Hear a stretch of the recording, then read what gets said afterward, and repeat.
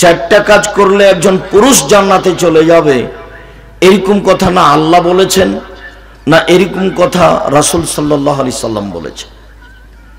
এত বড় সুযোগ শুধুমাত্র নারীদের জন্যই আছে যে চারটা কাজ করবে জান্নাতে সহজে চলে যাবে। আব্দুর রাজ্জাক সাহেব, দুই একটা কথা বলি। হ্যাঁ বলেন। ওযু করার পরে যদি কেউ বলে আশহাদু আল্লা ইলাহা ইল্লাল্লাহু ওয়াহদাহু লা শারীকা লাহু ওয়া আশহাদু আন্না মুহাম্মাদান আবদুহু ওয়া রাসূলুহু, এই দোয়া যদি পড়ে তাহলে তার জন্য জান্নাতের সব দরজা খোলা। হাদিস বুখারী মুসলিম, সব দরজা দিয়ে ঢুকতে পাবে। তো এই দেখেন, এই কাজ করলে জান্নাতের সব দরজা দিয়ে ঢুকতে পাবে।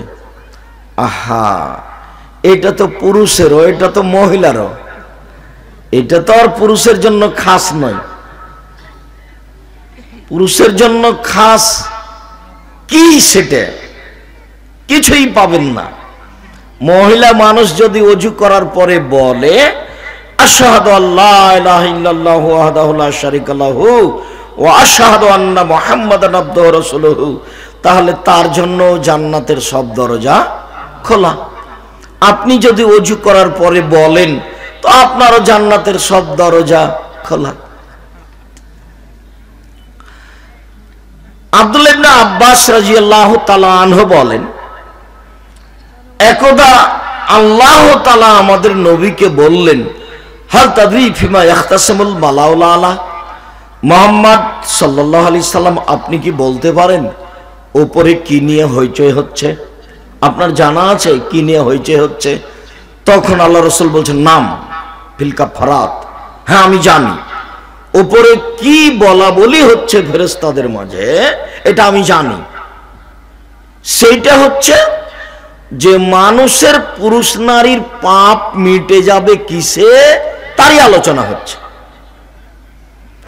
তো সেইটা হলো এই যে আল মাকসু বাদাস সালাওয়াত ফিল মসজিদ, সালাতের পরে, ফরজ সালাতের পরে মসজিদে বসে বসে যদি তাসবিহ তাহলিল জিকির আজকার করে তাহলে তার সব পাপ মিটে যাবে, তারই আলোচনা হচ্ছে। দুই, আল মাশী আলাল আকদাম ইলাল মাসাজিদ, পায়ে হেঁটে যদি মসজিদে যায় তাহলে তার সব পাপ ক্ষমা হয়ে যাবে, এই নিয়ে আলোচনা হচ্ছে। তারপরে ওয়াসবাগুল ওযু আলাল মাকারিহ, কষ্ট করে যদি শীতের দিনে ভালো করে ওযু করে তাহলে সব পাপ ক্ষমা হয়ে যাবে, এরই আলোচনা হচ্ছে। এই তিনটা আলোচনা হচ্ছে। এখনো কথা যেখানে যেতে চেয়েছি যেতে পারিনি, যাই তাহলে বুঝতে পারবেন। এখন আল্লাহ রাসূল বলছেন, মান আশাবে খায়রিন ও মান ফাআলা হাযা ফাআসাবে খায়রিন ও মাতাবে খায়রিন, যে এই তিনটা কাজ করতে পারলো তার মরে যাওয়া ভালো, তার বেঁচে থাকা ভালো। সে মরলেও ভালো, বাঁচলেও ভালো। এই তিনটা যে কাজ করতে পারছে তার মরে যাওয়া ভালো, তার বেঁচে থাকা ভালো, মরলেও ভালো, বাঁচলেও ভালো। এই কথা বলার পরে আল্লাহ নবী বলছেন, ওয়া কানা কায়াউমিন ওয়ালাদাতহু উম্মুহু মিন খাতিয়াতিহি, সেই লোকটা হয়ে যায় সেই দিনের মতো যেদিন তার মা তাকে জন্ম দিয়েছে, নিষ্পাপ হয়ে যায়, তার কোনোই পাপ থাকে না, নিষ্পাপ হয়ে যায়। তো এই তিনটা যদি কাজ করে মানুষ তাহলে তার কোনো পাপ থাকে না, নিষ্পাপ হয়ে যায়। তো এই তিনটা কাজ কি পুরুষের জন্য খাস না মহিলারাও করতে পারে? মহিলারাও করতে পারে। নিষ্পাপ, জান্নাতের সব দরজা খোলা। কিন্তু এমন কোন আমল আপনি দুনিয়াতে বের করতে পারবেন না যে চারটা কাজ করলে পুরুষও জান্নাতে চলে যাবে। আরো আপনাকে দেখাই, মহিলাদের মর্যাদার কাছে পুরুষ যেতে পারবে না। রাসূল সাল্লাল্লাহু আলাইহি ওয়াসাল্লাম বললেন, মান আলা জারিয়াতাইনে ফা আনা ওয়া হুয়া ফিল জান্নাহ হাকাজা ওয়া আশারা বিসসাবাব আলস্তা ওয়া জামা বাইনাহুমা বললেন, পৃথিবীর মানুষ শোনো, কেউ যদি দুইটা মেয়ের লালন পালন করে, দুইটা মেয়ে, দুইটা বেটি হয়েছে, পড়াশোনা করিয়েছে, ভালো দেখে বিবাহ শাদী দিয়ে দেওয়ার চেষ্টা করেছে, বাস দুইটা মেয়ের বাপ জিম্মেদারি পালন করেছে, তা আমি মুহাম্মদ সাল্লাল্লাহু আলাইহি সাল্লাম আর ওই বাপ জান্নাতে একসাথে থাকবো এইভাবে। তখন একসাথে দেখাতে গিয়ে আঙ্গুলের তর্জমা আর মধ্যমা আঙ্গুল দেখিয়েছে। এই মধ্যের আঙ্গুল আর তর্জনী আঙ্গুল এই দুটা দেখিয়েছেন, দেখে বলেছেন, দেখো দেখো কিভাবে জমা হয়ে আছে। এইভাবে জমা করে দেখালেন যে ওই মেয়ের বাপ আর আমি মুহাম্মদ সাল্লাল্লাহু আলাইহি সাল্লাম জান্নাতে এভাবে থাকব। কথাটা স্পষ্ট আর একটু করি। আল্লাহ নবী বলছেন যে আনা ওয়া কাফুল ইয়াতিম ফিল জান্নাহ হাকাযা, আমি আর এতিমের যে লালন পালন করবে সেই জান্নাতে একসাথে থাকব। তখনও তিনি এই মধ্যমা আঙ্গুল আর তর্জনী আঙ্গুল দুটাকে একসাথে জমা করলেন, জমা করে দেখালেন। তবে জমা করতে গিয়ে ফাররাকা বাইনাহুমা, দুইটার মধ্যে একটু ফাঁকা রাখলেন, রেখে বললেন, দেখো দেখো দেখো, কেউ যদি এতিমের লালন পালন করে তাহলে আমি আর ওই এতিমের লালন পালন করা ব্যক্তি জান্নাতে এভাবে থাকব। তখন আঙ্গুল দুটি দেখালেন, কিন্তু আঙ্গুল দুটির মাঝে কি আছে? ফাঁকা আছে। মানে একই সাথে থাকা হবে না, পাশাপাশি হতে পারে। কিন্তু দুইটা মেয়ের যদি লালন পালন করে বাপ, তখন কার সাথে একসাথে থাকবেন? মুহাম্মদ সাল্লাল্লাহু আলাইহি সাল্লামের সাথে।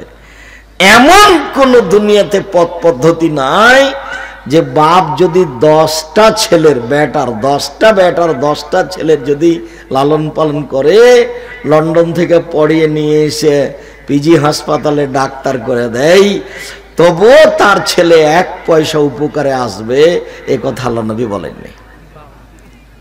তো পড়াবে কেন? জন্ম দিয়েছে এই জন্য। তারপরে থামেন, একটা কথা আছে। আমরা যে শুনেছি যে ভালো ছেলে বাপ মায়ের জন্য দোয়া করবে, মানুষ মারা গেলে 3টা দোয়া চালু থাকে। এই যে ইনকাতাল ইনসান ইনকাতা, এই যে মাতাল ইনসান ইনকাতা আমালহু, মানুষ মারা গেলে মানুষের কর্ম বন্ধ। তবে 3টা থাকে। একটা হলো ওয়ালাদুন সলেহ, ভালো ছেলে।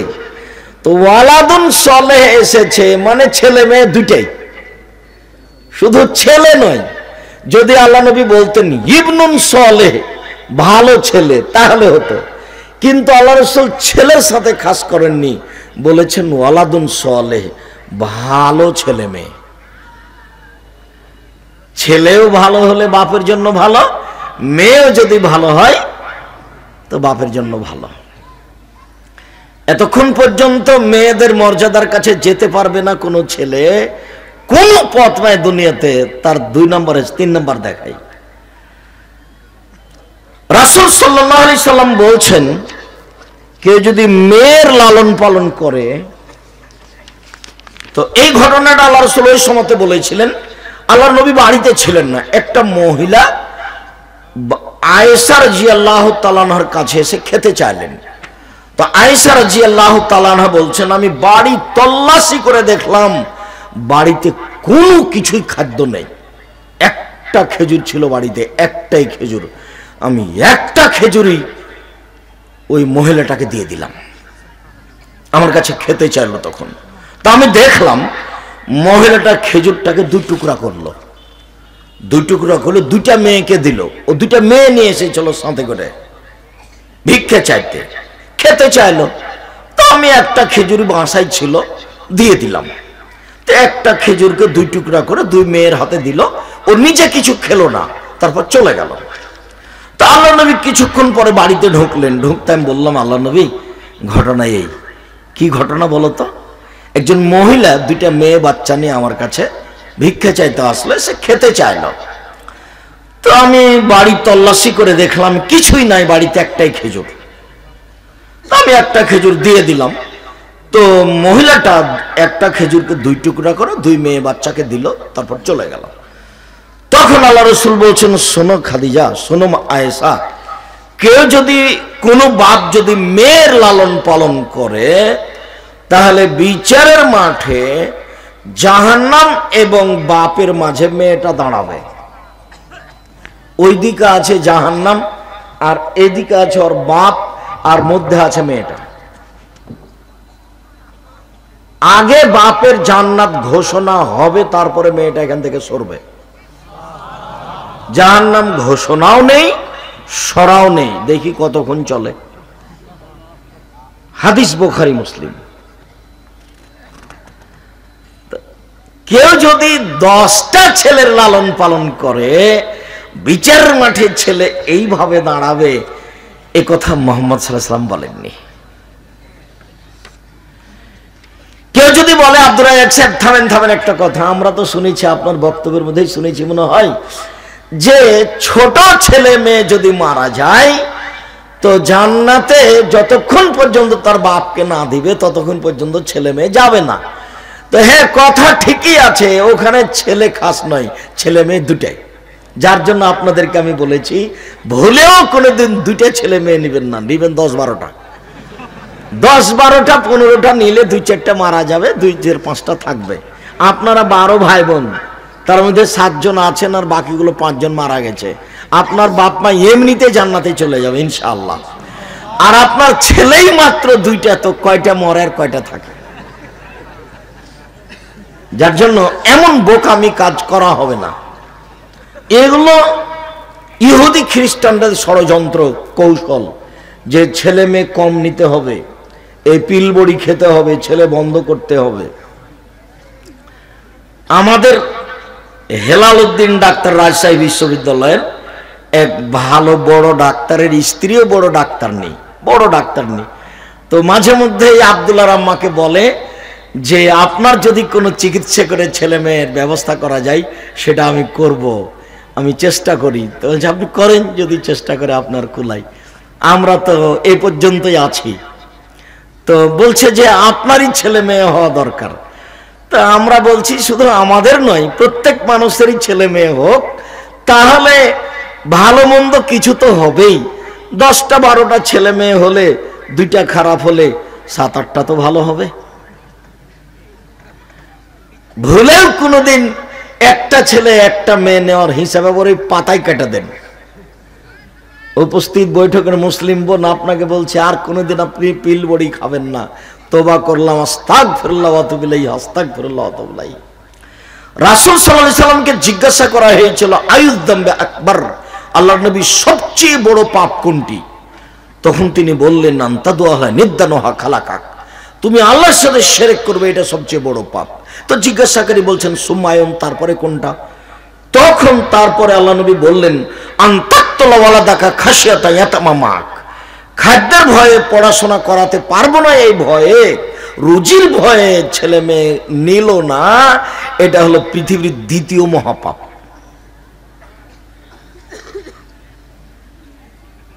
তারপরে জিজ্ঞাসাকারী বলেছেন, সুম্মায়ুন, তারপরে কোনটা? তখন আল্লাহ রাসূল বললেন, আনতুজানি হালিলাতা জারেক, তুমি তোমার প্রতিবেশীর সাথে জেনা করবে, এটা পৃথিবীর 3য় মহাপাপ। সম্মানিত দিনী ভাই বোন, এই ছেলে, চুপচাপ বসে থাকার চেষ্টা করবেন। আমি যে বিষয়টি সামনে নিয়েছি অনেক দূরের পথ আছে, এরপরেও আমরা কিছুক্ষণ কথা বলবো ইনশাআল্লাহ। দিনী ভাই বোন যারা আছেন, আমাকে দেখতে পান আর না পান, বসার জায়গা হোক আর না হোক, ক্ষেতলালের আশেপাশের লোকজনকে আমি অনেকদিন আগে থেকেই ভালোবাসি। তারা অনেক ভদ্র নম্র, তারা কোরআন হাদিস শোনাও আমল করা ভালোবাসে। মর্মে বহু পুরুষ নারী উপস্থিত হয়েছেন, যেহেতু কিছু শুনবো মানবো বলে উপস্থিত হয়েছেন, কাজেই দয়া করে এখন কোনো কাজ দেখায়েন না। আর এসেছেন চলে গেলেন, এটাতে কি হলো? কি এমন বাড়িতে আপনার হাইকোর্ট আর জজ কোর্ট আছে যে আপনি চলে গেলেন? এগুলো হলো খারাপ স্বভাব, তার স্বভাবই খারাপ। এসেছে, আধ ঘন্টা বসেছে, মনটা চায়নি, ভালো লাগেনি, চলে গেছে। যে কোথাও চা খেয়েছে, বিস্কুট খেয়েছে, চলে গেছে। ঢং ঢং করে এসেছে, আবার ঢং ঢং করে চলে গেছে, গল্প করেছে, বদনাম করে চলে গেছে। এই শয়তানি আচরণ, এই নোংরামি আচরণ, এই বেহাই আচরণ ত্যাগ করতে হবে, ভালো হওয়ার চেষ্টা করতে হবে। বয়স ছিল একদিন 40, দেখে রেখেছেন 60, একদিন 70, তারপরে আর নেই, যেতেই তো হবে, যেতেই যেহেতু হবে তো সময়কে মূল্যায়ন করার চেষ্টা করে। মরা তো লাগবেই, অনেকদিন পরে হলেও ফেরাউন ডুবে গেছে, অনেকদিন পরে হলেও ফেরাউন ডুবে গেছে, কাজে আমার আর আপনার যাওয়া লাগবেই। রাসূল সাল্লাল্লাহু আলাইহি ওয়াসাল্লাম একথা বলছেন, ইস্তাহিউ মিনাল্লাহি হাক্কাল হায়া। সাহাবীগণ তোমরা শোনো তো, তোমরা আল্লাহকে সত্য সত্যই লজ্জা করো তো, এটা বলছেন আল্লাহ নবী। আচ্ছা শোনো তো, তোমরা একটু আল্লাহকে সত্য সত্যই লজ্জা করো তো। তো সাহাবীগণ বলছেন, আমরা সত্য সত্যই আল্লাহকে লজ্জা করি। নাহানো নাস্তাহি হাক্কাল হায়া, আমরা সত্য সত্যি আল্লাহকে লজ্জা করি। তখন আল্লাহ রাসূল বলছেন, না না না না না না, আমি সেটা বলিনি, তোমরা যেটা বুঝেছ আমি সেটা বলিনি। লাইসা যালিক, এটা নয়, তোমরা যেটা লজ্জা বুঝেছ সেটা আমি বলিনি। আমি বলছি যে মাইয়াস্তাহি হাক্কাল হায়া, যে ব্যক্তি সত্য সত্যই আল্লাহকে লজ্জা করবে তার 3টা কাজ, 4টা কাজ। এক, ফালইয়াহফাজির রাসা ওমা ওয়া, সে তার মাথাকে হেফাজতে রাখবে, আর মাথার সাথে আনুষঙ্গিক যা আছে। আব্দুল্লাহর একটা বক্তব্য শুনবেন, তাতে জিহ্বা এবং কানের কথা উল্লেখ আছে। মাথা এবং মাথার সাথে সম্পৃক্ত যা, তাকে যদি মানুষ হেফাজত করতে পারে তাহলেই সে সত্য সত্যই আল্লাহকে লজ্জা করে। তো মাথার সাথে 1 নাম্বার যেটা বিপদ আছে মানুষের, সেটা হলো মুখ, জিহ্বা। এর চেয়ে বড় বিপদ মানুষের জীবনে কিছু নেই। মানুষ অজান্তে কার বদনাম করে ফেলেছে, জাহান্নাম চলে যাবে, তাহাজ্জুদ দিয়ে ওকে টিকাতে পারবে না, পৃথিবীর কোন আমল দিয়ে ওকে টিকাতে পারবে না, ও জাহান্নামে যাবে। অথচ সেটা দিয়ে ও খুব বিরোধিতা করতে চায়নি, দোকানে বসে আড্ডা পিটছিল, কার বদনাম করেছে, জাহান্নামে চলে গেল। মুখ, যার কারণে আল্লাহ রাসূল একথা বলছেন, সঙ্গী সাথী বলতে পারো মানুষকে পিছন দিক থেকে ধাক্কা মারি জাহান্নামে নিক্ষেপ করে কি? সঙ্গী সাথী বলতে পারো মানুষকে পিছন দিক থেকে ধাক্কা মারি জাহান্নামে নিক্ষেপ করে কি? সঙ্গী সাথী বলতে পারো মানুষকে পিছন দিক থেকে ধাক্কা মারি জাহান্নামে নিক্ষেপ করে কি? এ কথা বলতে বলতেই ফাঁকা চালেসানো হোক, জিভাটা ধরে না বলতে, জিভা মানুষকে পিছন দিক থেকে ধাক্কা মারি জাহান্নামে নিক্ষেপ করে।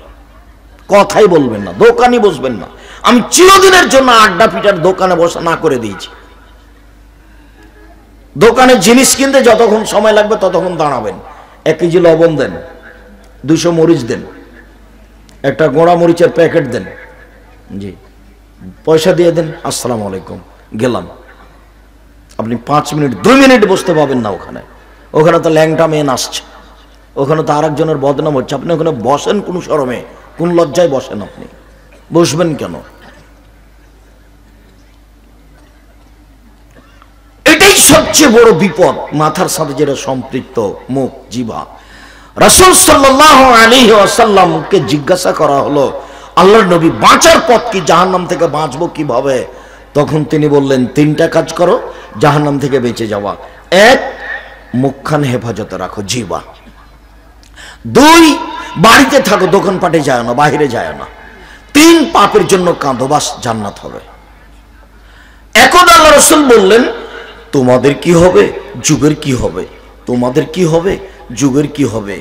এ যা উবকিতুম বিহি হোসালাতে মিনান নাস, যখন সমাজের লোক হবে আগাছা, সবাই পশু প্রাণী, সবাই বদ শয়তান, একজন আর একজনের টাকা মায়েরা খায়, একজন আর একজনের বদনাম করে, স্কুল জোর করে দখল করার চেষ্টা করে, মাদ্রাসা জোর করে দখল করার চেষ্টা করে, শুধু অন্যায় আর অন্যায়, একে ওকে জেলে দিবে, হাজতে দিবে, মারামারি হইচই শুধু চলবে।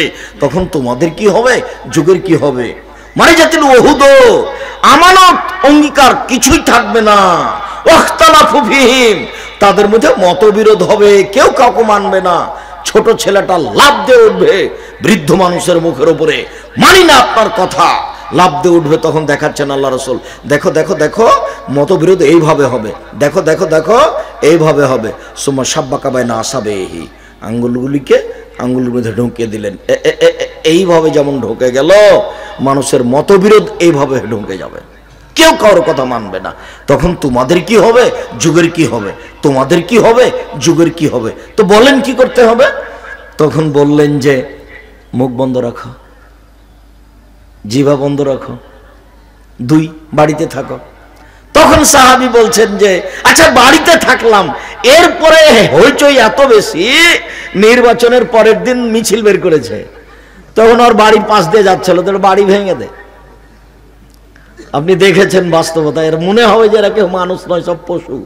তার মানে আমি গাড়ি নিয়ে যাচ্ছি, তো গাড়িটা যাচ্ছে, রাস্তা ঘেরে আসছে, তো গাড়িটা যে এখন যেন না গড়ছে যখন, তখন এমন চোখ গরম করছে ড্রাইভারের। আমি মাসুম, তুমি গাড়িটা থামিয়ে রাখো, ওরা পার হয়ে যায়।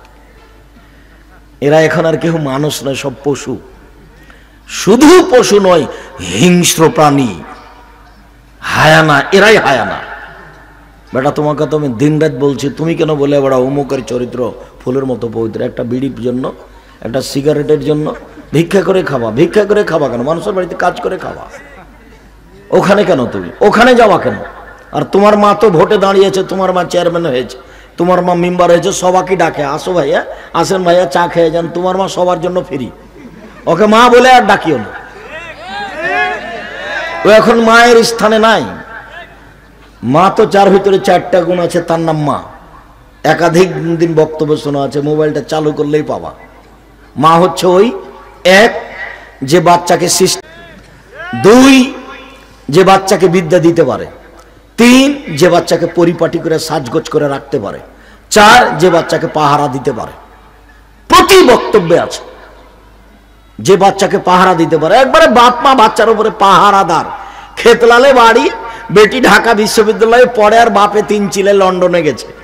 যা লন্ডন থেকে বেটির কি পাহারা দিবে বলেন তো? কি পাহারা দিবে? তো আচ্ছা, আল্লাহর নবী 1 নম্বরে বললেন পরিবেশ খুব খারাপ হয়ে গেলে মুখ বন্ধ রাখবো, 2 বললেন যে বাড়িতে থাকবো।